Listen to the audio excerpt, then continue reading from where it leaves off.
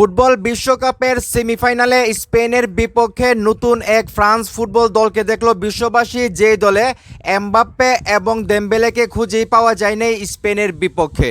ইতিমধ্যে আপনারা জেনে গেছেন 2026 ফুটবল বিশ্বকাপের সেমিফাইনালে স্পেনের কাছে 2-0 গোলে হেরে আসলে ফ্রান্স ফুটবল দল বাদ পড়ে গেছে। এটা কিন্তু অনেকের কাছেই স্বপ্নের মতো। আমি নিজেও কল্পনা করি নাই যে স্পেনের কাছে হেরে ফ্রান্স ফুটবল দল আসলে তারা বাদ পড়ে যাবে। আমরা যদি স্পেনের বিপক্ষে যে সেমিফাইনাল ম্যাচটা আছে সেটা যদি আমরা বাদ দিই, এর আগে যতটা ম্যাচ গ্রুপ পর্ব থেকে শুরু করে কোয়ার্টার ফাইনাল পর্যন্ত ফ্রান্স খেলছে, প্রত্যেকটা ম্যাচ কিন্তু দুর্দান্ত খেলছে। এবং আমরা যদি এমবাপ্পের কথা বলি, তারপরে দেমবেলের কথা বলি, তারা কিন্তু রেকর্ডের পর রেকর্ড করছে গোল করে। তো সেইখান থেকে আসলে সবাই ধরেই নিয়েছিল 2026 ফুটবল বিশ্বকাপের যেই ফাইনাল, সেখানে হয়তোবা ফ্রান্স খেলবে এবং অনেকেই বলতেছিল যে ফ্রান্স হয়তোবা এই ট্রফিটা জিততে পারে। মানে এতটাই আসলে কনফিডেন্স ছিল ফ্রান্স দলের উপর, তারা যেভাবে খেলে আসতেছিল এতদিন।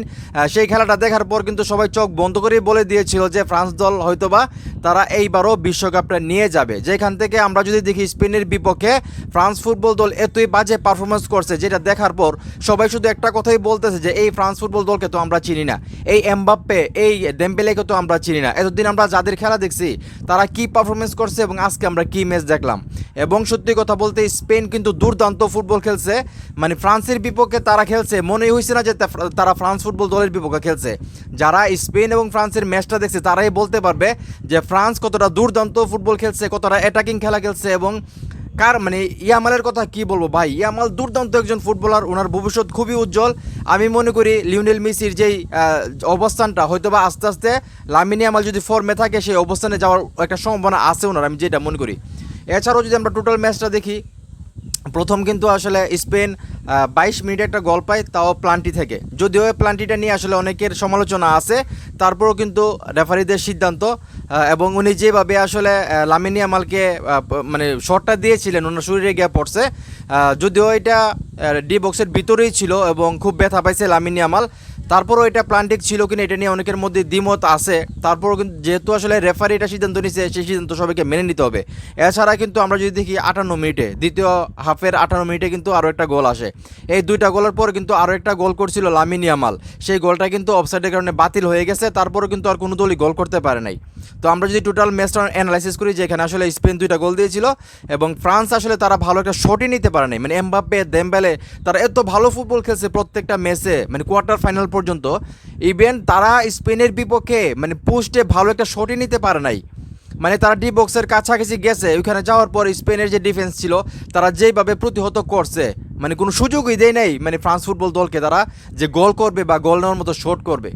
মানে যারা ম্যাচটা দেখছে তারাই বলতে পারবে যে ফ্রান্স ফুটবল দল আসলে কি খেলছে। মানে এটা অসম্ভব মানে রকমের বাজে ফুটবল খেলছে গতকালকে, আজকে রাত্রে।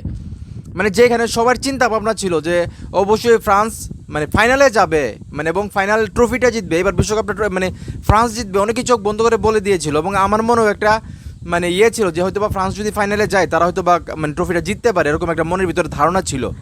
কিন্তু স্পেনের বিপক্ষে এত বাজে পারফরমেন্স, মানে কি বলবো, আমি এখনও ভাবতে পারতেছি না।